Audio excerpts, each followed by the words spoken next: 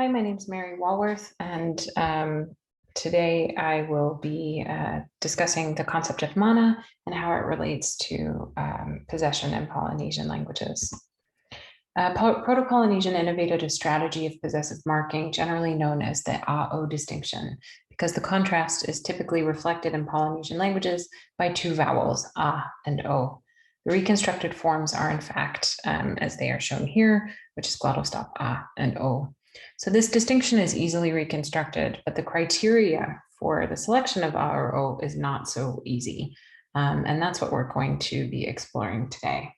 I also want to point out that Polynesian languages do employ other possessive strategies, but the focus today is on this prominent one. So first, I'll provide some examples of different types of A-O possession in a variety of Polynesian languages. I won't cover all of them for the sake of time. Second, I'll present multiple hypotheses for what governs the A-O distinction, focusing on the two primary theories, the simple control theory and the initial control theory, the latter of which has been reconstructed for Proto-Polynesian. Third, I'll present a view of early Polynesian concepts of mana and power and control that parallel the possessive distinction, finally offering sort of a new reconstruction for the Proto-Polynesian possession that refines the initial control theory, which I'm calling mana control theory. So possessive constructions that employ the A-O markers are diverse and numerous in Polynesian languages. So I'll go through some of the more common ones here, these, as well as others, were summarized by Ross Clark in a 2000 publication. The simplest type of possession is as an attribute following the noun. The construction is basic, where one of the two possessive markers is followed by a noun phrase. So here we see in Old Rapa, te popoi a tō tamariki, and in Maori, te tane a mere. This also applies to pronouns, and in these cases, the possessive markers typically attach morphologically to pronouns. So in Rarotongan, te pare oku, my hat. Simple phrases can also form possessor predicates, asserting the possessive relationship between the predicate noun phrase, the possessor, and the subject noun phrase, the possessum. Whose car is this in East Futunan, and in Anuta, this island is yours.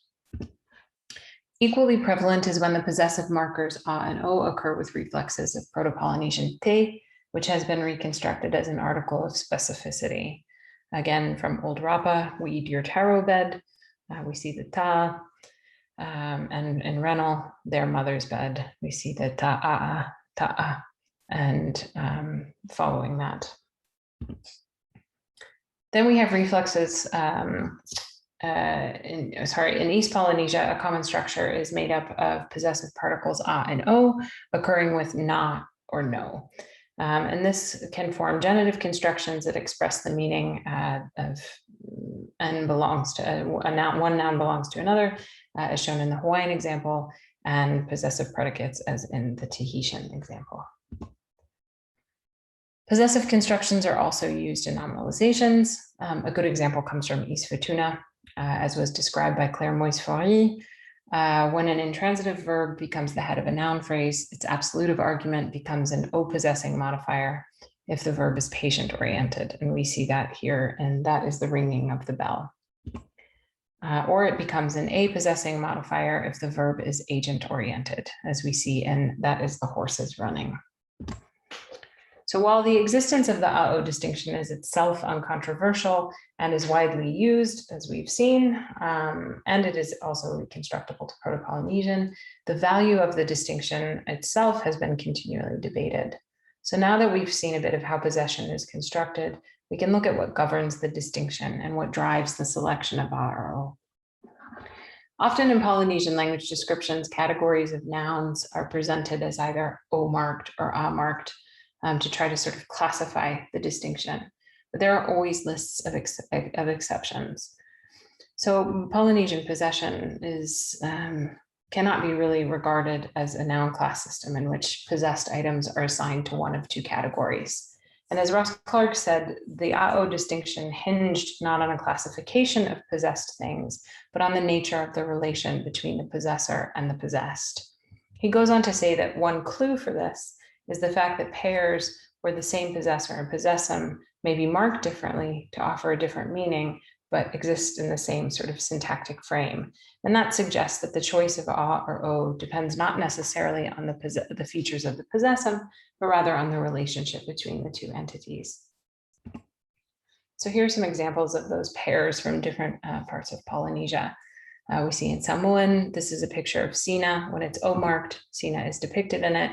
When it's A-marked, Sina is the owner. In Rapa Nui, my necklace, when it's O-marked, it's the one that I wear. When it's A-marked, it's the one that I am making. In Nuku'oro, similarly, my boat is O-marked, it's the one that I live on. When it's A-marked, it's the one that I bought or made. So attempts to find the value for this relationship have been numerous, as I said, and tend to be descriptions of the distinction in one particular language. So I'll list some of these and then I'll explain in detail the major ones after. So in the first place, Biggs and Clark both suggested that the distinction is one of dominance, where A-marked possessors are dominant over the possessed and O-marked nouns are subordinate to the possessed. Another explanation, which is somewhat popular, is one of alienability, where alienable possessums are A-marked and inalienable ones are O-marked. Drummond also discussed for Nuku'oro that the selection can be described in terms of agency, where O-marked nouns are agents, A-marked nouns are agents, and O-marked are not. There are also two main theories that account for the A-O distinction based on the presence or absence of control by the possessor. The first of these is called the simple control theory, which states that a possessor's control of the possessed is the determining factor in A or O.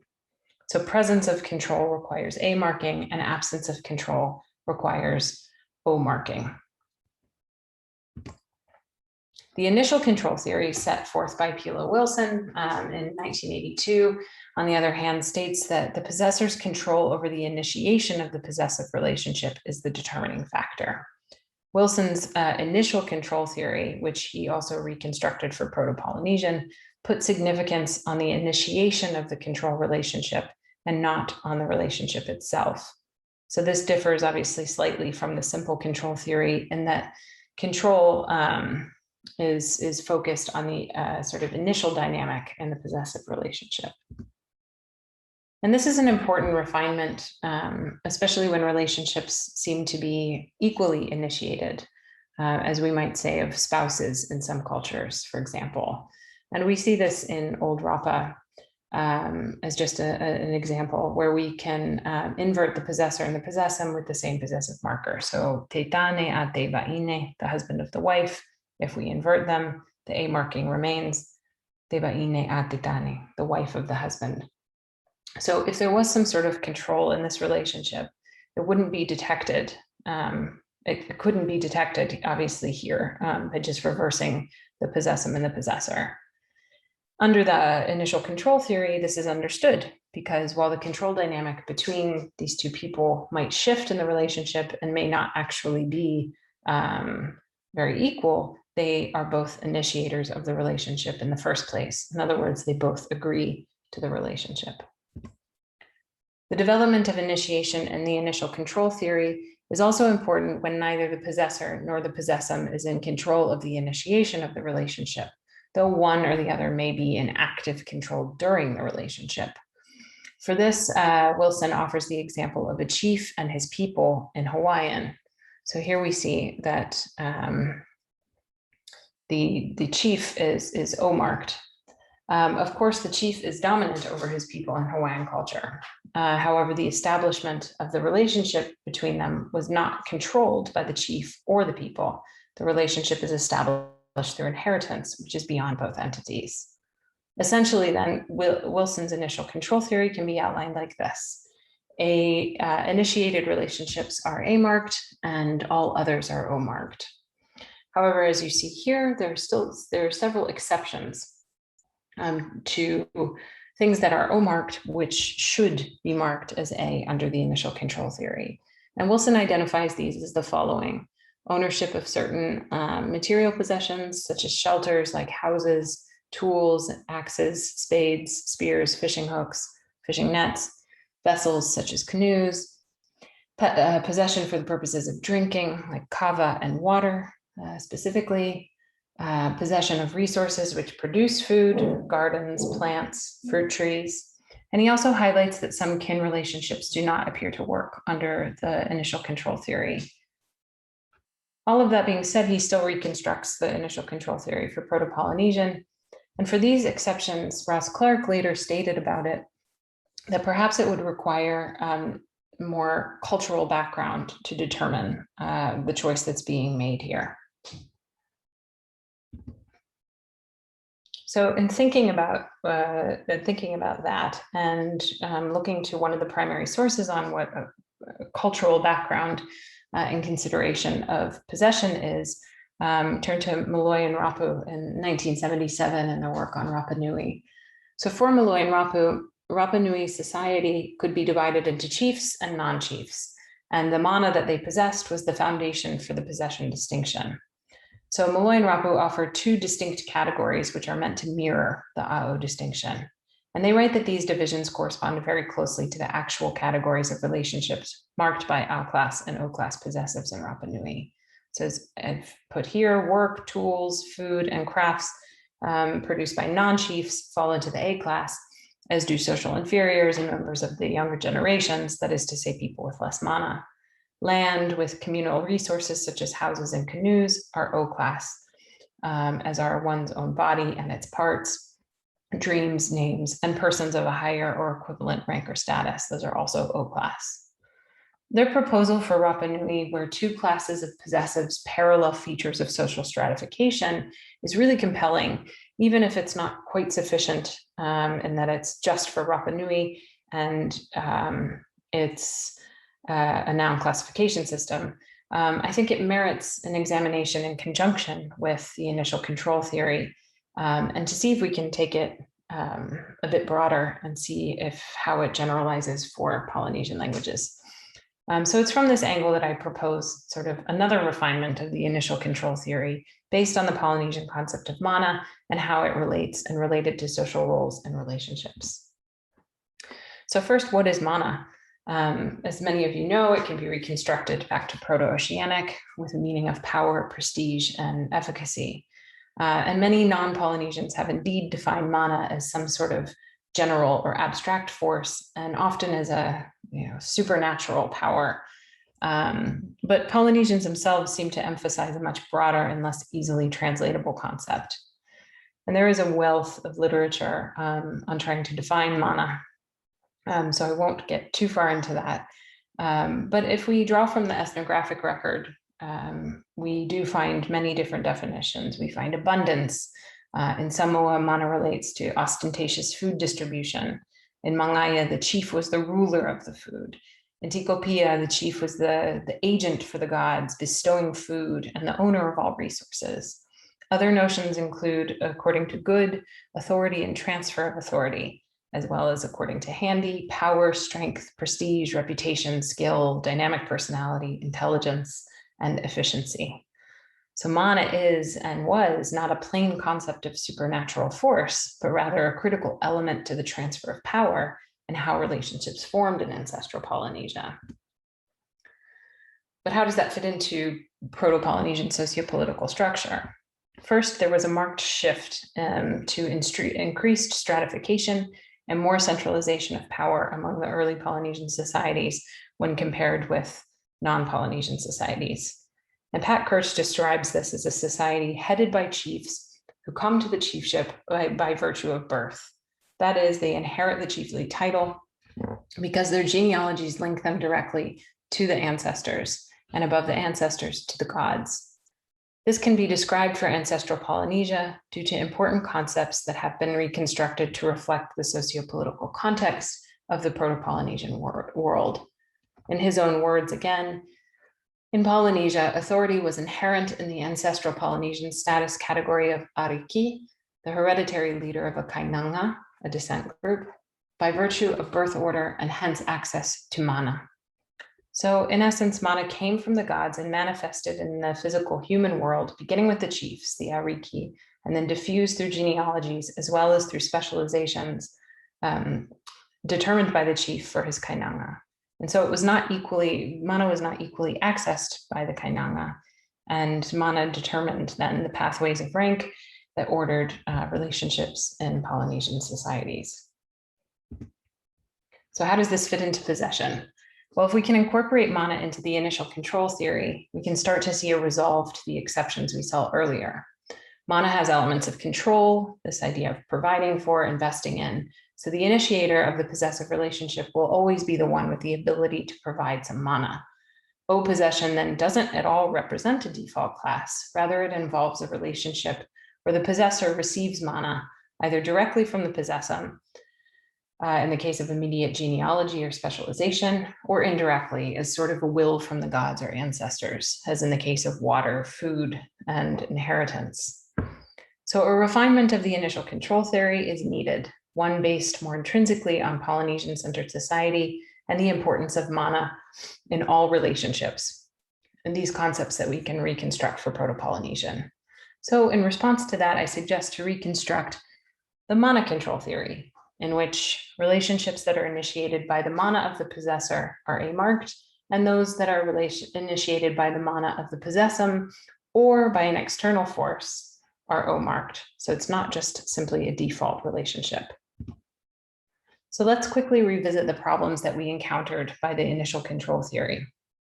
And recall that the problem was that these were O-possessed, although they were expected to be A-possessed by the initial control theory. So we see that generally speaking, inclusion of mana can explain these major exceptions that Wilson laid out. First, the house, or fale, as is reconstructed for Proto-Polynesian, was a construction above you in that it represented your entire family. So it cannot be controlled only by you and only by your mana. The mana of many others was invested in it, and the supreme mana of the gods who determined your line. So as a recipient of the collective and high mana of your line via the house, a person's house must be O-possessed. A canoe, or vaka in Proto-Polynesian, was not merely transportation, but representative of your existence in terms of your descent lines, arriving, settling, and persisting. And this semantic extension is evident in that many Polynesian languages carry the meaning of both canoe and clan for vaka, for the reflexes of vaka. For drinks, kava was an important ceremonial drink, perhaps only used in the exchange of mana in the first place. Vai, or fresh water, is a necessity of life, provided by the gods through rain or through freshwater resources. This abundance directly related to the earth was provided by the gods, and that's then above the possessor. So again, the possessor is a recipient of mana. Regarding tools, the adze, the spear, the spade, the hook, and net, these are all tools that required some specialization, crafted by members of the society with the authority to do so, given to them by the chief, or determined by their genealogy. The specialized nature of these tools means that even if they're in your possession and used by you, they were likely crafted by somebody specialized to do so with their specialized mana. For food resources, there's a distinction between resources as they exist in the land provided for you and those that were cultivated by you for ingesting. Resources in the land are from the mana of the gods, and so the possessor is the recipient, and those are O-possessed. Food that results from the plants you carefully cultivate with your own mana are then A-possessed, as your mana initiates the relationship of the food appearing. With kinship, most kinship relationships throughout Polynesia show clear possession according to ancestral lines. Therefore, for Proto-Polynesian, I think we can say that those above the possessor in generation were O-possessed, as the possessor receives mana from them or from some entity higher beyond the relationship. Those below are initiated by the mana of the possessor. So in sum, it's not possible to explain the value of the AO distinction without really understanding the historical Polynesian perspective. As a result, a refinement of the initial control theory, while covering most of the distinction, is needed. The mana control theory responds to this and provides sort of a full semantic explanation for the distinctions in Polynesian possession. Finally, because we can reconstruct the socio-political hierarchy and mana, and because we can reconstruct the AO distinction itself as representing a control dynamic, which Wilson did, we can faithfully reconstruct the mana control theory for Proto-Polynesian. Thank you.